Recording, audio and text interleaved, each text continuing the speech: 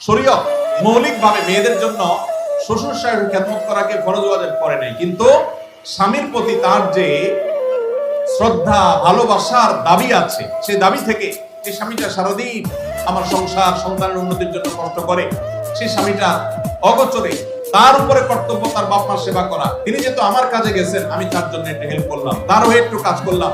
তাছাড়া মা বাবার মতো বয়সী মানুষ, তারা যখন আশেপাশের জায়গাতে সেবা করার মানসিকতা থাকা দরকার। কিন্তু সেই সাথে এটাও ঠিক যে আমাদের সমাজে অনেক শ্বশুর শাশুড়ি আছে আস্ত জোয়ান তাগড়া সুস্থ সবল, এরপরও সে আশা করে বসে থাকে বৌমা সব করে দিবে।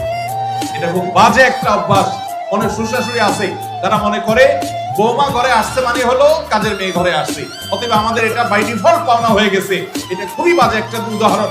শ্বশুর শাশুড়িদেরও আল্লাহর কাছে বিচার আছে, তারা জুলুম করলে, সীমা লঙ্ঘন করলে তাদেরও দায় আল্লাহ তাআলার কাছে থাকবে। নিজের মেয়েটা তাকে দিয়ে কোনো কাজ করায় না, আরেক ঘরের মেয়ে আসছে তাকে দিয়ে সারাদিন গাদা খাটনি করা, এটা জুলুম।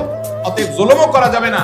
আবার বোনরা শ্বশুর শাশুড়িদেরকে ইগনোরও করবেন না। আল্লাহ তাআলা আমাদেরকে আল্লাহর নির্দেশকে যথাযোগ্যভাবে মানার তৌফিক দান।